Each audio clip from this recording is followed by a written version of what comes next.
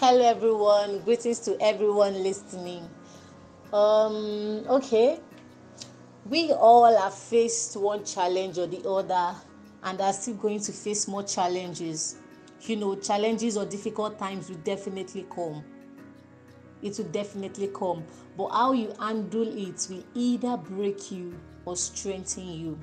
I was born and brought up in Lagos, and I happen to be the only child of my parents.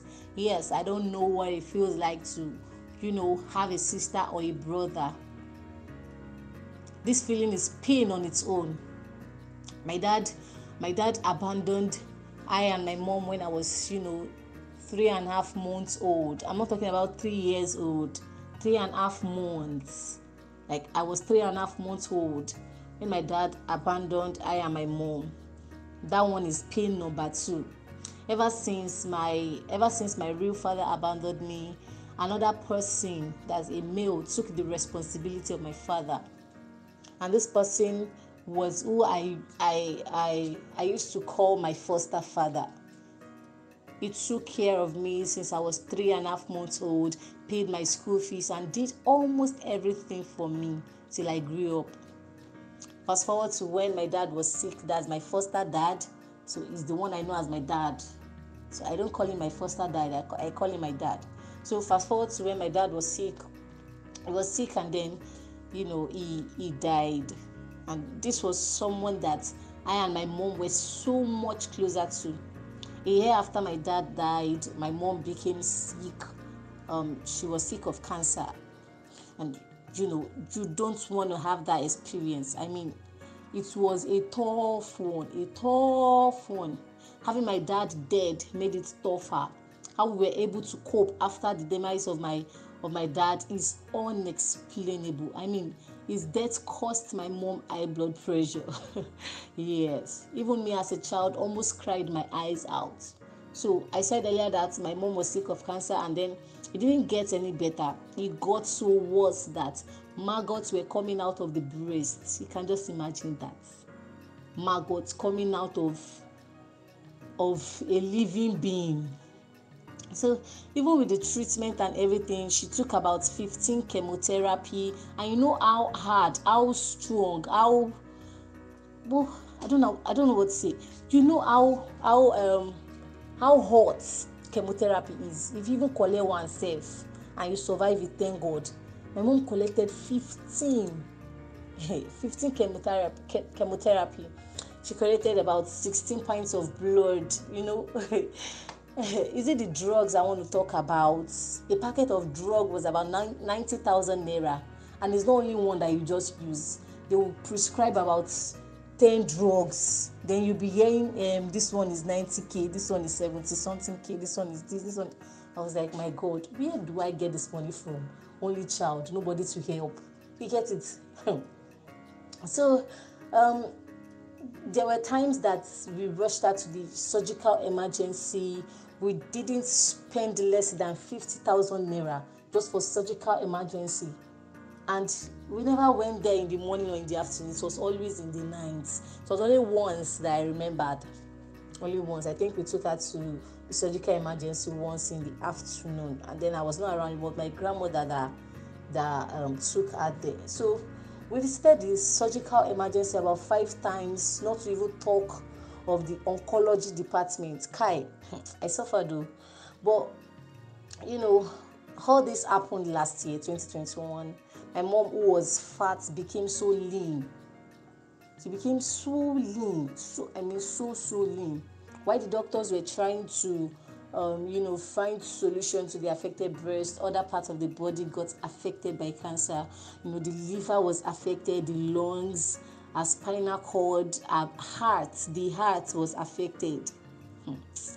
The waist affected, the shoulder affected, neck affected, our brain affected. It got so worse that she was even saying things that are not even in line with what was happening then. So seeing my mom grown in pain and discomfort was the worst thing that ever happened to me. It was the worst thing that ever happened to me in 2021. There was a time I met her rolling to the left and to the right, shouting around Rumi, that kind of thing. That very day, I wept. That very day, I wept. I wept. I don't know how to say it more than that. I wept that day, but I never wept. I never wept in her presence because I was forming strong girl. I was forming strong girl just to strengthen her faith, because it was looking like it was looking like she was not even. It was looking like she was not even believing in God anymore, but was forming stronger just to strengthen her faith, just to make her still believe that there is nothing God cannot do. Even when the doctor said that the cancer affected her brain, I never told her. The experience was mad. The only time she was able to sleep was in the afternoon. Anything from 10 p.m., you start hearing my back, my chest, my heart, my this, my that. I can't breathe well, pour me water. Till the day we done. Throughout last year. I can't continue talking about the pains she went through. Fast forward to when she died. I was not even home when it happened. I was on my way to Lagos from Benin. I traveled for a program. So on my way back, I decided to call to hear from her, but I didn't hear her, but I did not hear her clearly. I never knew she had gone. In my mind, I was like, maybe she wanted to sleep, So a few hours later, I went online and then I saw a post with the caption, "Rest in peace, Mom. We love you," but blah blah blah. What? I was like, is this person okay? Then later I was not thinking about it. If this person never die, another person of you post and say, this person don't die. Like, how would you post somebody that is still alive?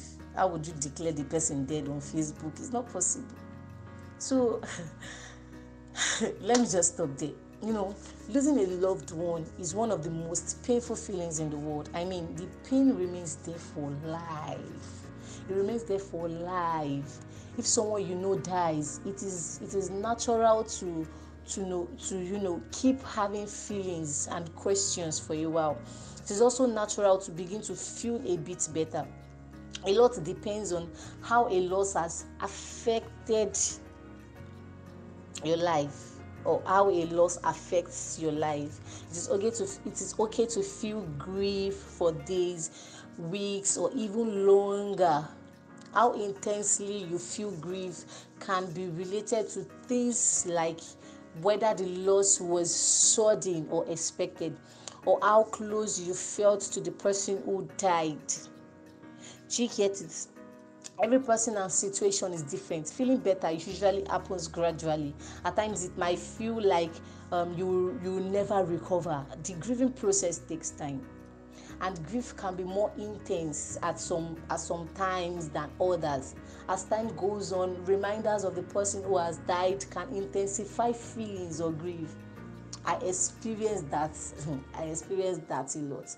At other times, it might feel like if grief is in the background of your normal activities and not on your mind all the time. As you do things you enjoy and spend time with people you feel good around, you can help yourself feel better.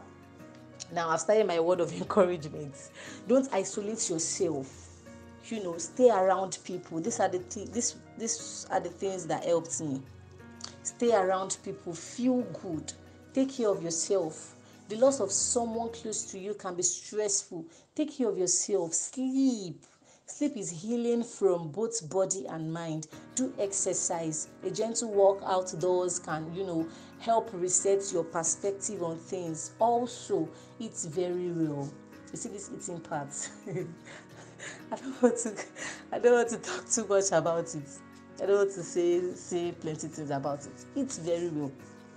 You definitely feel like skipping meals, or you may not even feel hungry, but your body still needs nutritious food. Avoid overeating, avoid overeating, but eat very well. Another thing I want you to know is don't just cry. It is okay to cry. I can't say that you should not cry. It's not possible. You will cry. In fact, you will weep. You will cry, but don't just cry. Your tears can be a major hindrance. Yes, your tears can be a major hindrance. As you cry, as you are emotional, ask God questions. Ask Him to show you the path of life. That things are not working does not mean that everything around you is not working. Yeah. That things are not working does not mean that everything around you is not working. No. Don't cry more than you find solution. Time wey dey take cry, use am take find solution. Pray, God is there for you. Cry, cry. Don't cry more than you find solution. Find solution more than you cry. You must be committed to finding. It is okay to cry, but as you cry, you find solution. As you find solution, document them. As you document them, implement them. Take action as well. These are the things that helped me. Ask God questions. God is ever ready to help. One thing you must know is that your help comes from God. Don't run to men for help. They will fail you. Men, no be men. They will fail you.